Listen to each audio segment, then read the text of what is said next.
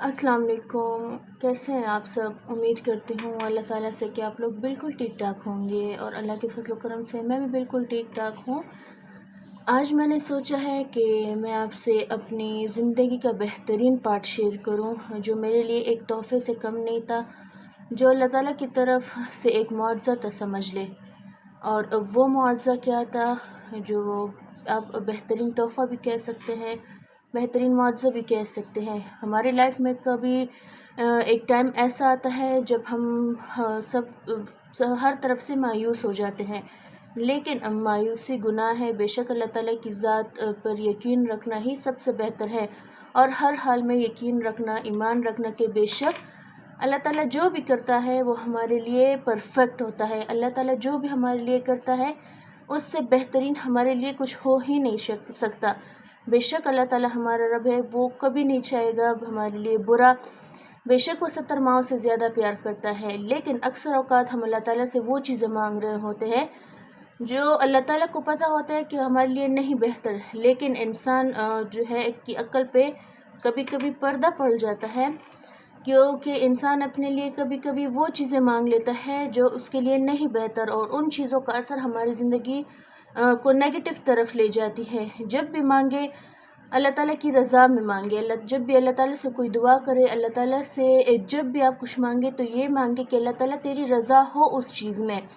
फिर देखिएगा कि कैसे आपको अल्लाह ताला नवाजता है। हमेशा ये याद रखिएगा कि अल्लाह ताला से अल्लाह ताला की रज़ा ज़रूर मांगनी चाहिए। अल्लाह ताला के लिए वो काम छोड़ दें जो अल्लाह ताला को नहीं पसंद। बेशक फिर अल्लाह ताला आपको उससे नवाजेगा जो आपको पसंद हो, क्योंकि आप अल्लाह ताला की रज़ा मांगना चाहते हो। अल्लाह ताला की रज़ा जिस काम में होती है वो बेहतरीन होता है। जिस टॉपिक पर हम आज बात करेंगे वो है सूरह यासीन।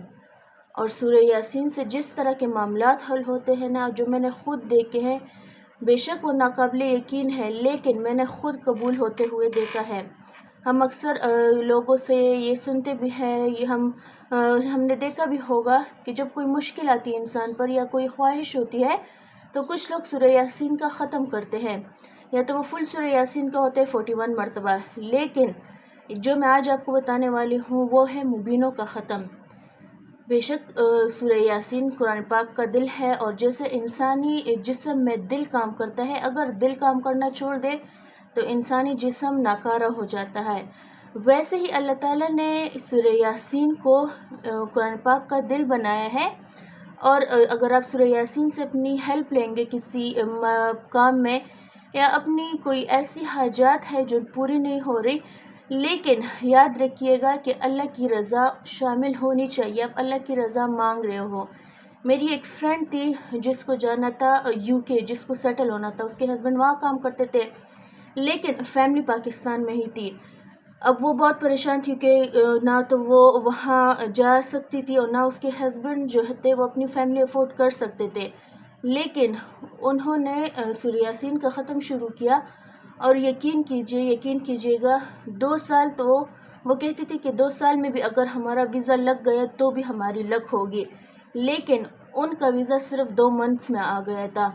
फिर उन्होंने मुझसे एक्सपीरियंस शेयर किया, तो सोचा मैं आज आपको भी ये बता दूं। और सूरह यासीन से जितनी मैं हेल्प लेती हूँ अपनी डेली लाइफ में, जब भी कोई छोटी ज़रूरत हो या बड़ी ज़रूरत हो या परेशानी हो, हमेशा मैंने सूरह यासीन से ही हेल्प ली है।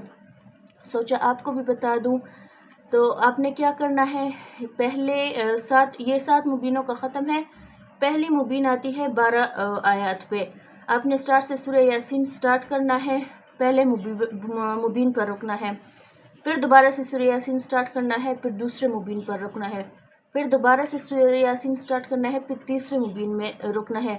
इस तरह ये टोटल 7 मुबीनें हैं। लेकिन आपने दुआ किस तरह मांगनी है? बेहतर तरीका तो ये है कि आप पेज पे लिख लें, लेकिन अगर आप पेज पे देखिए, अगर आप पेज पे लिखेंगे तो ये होगा कि आपको बार बार जो है दुआ मांगने में भी आसानी होगी, और आपको याद भी रहेगी कि आपकी क्या क्या दुआ है। पेज पर दुआ लिख ले। पहले आपने क्या करना है, सूरह यासीन स्टार्ट करने से पहले एक दफ़ा अल्लाह ताला से दुआ मांगनी है जो आपने पेज पर लिखी होगी। फिर जब दूसरा मुबीन आएगा फिर वहाँ रुक के अल्लाह ताला से दुआ मांगनी है।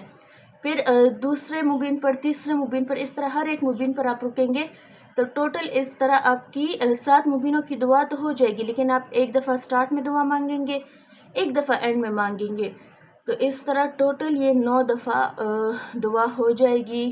اور ایسا ہو ہی نہیں سکتا کہ آپ سورہ یاسین کی ہیلپ لے، سورہ یاسین کی مدد سے آپ دعا مانگے، سورہ یاسین کی مدد سے آپ اپنی خواہش اللہ تعالیٰ کے ذریعے تھرو اللہ تعالیٰ پہنچائے، تو ایسا ناممکن ہی ہے کہ آپ کی دعا یا خواہش رد ہوگی۔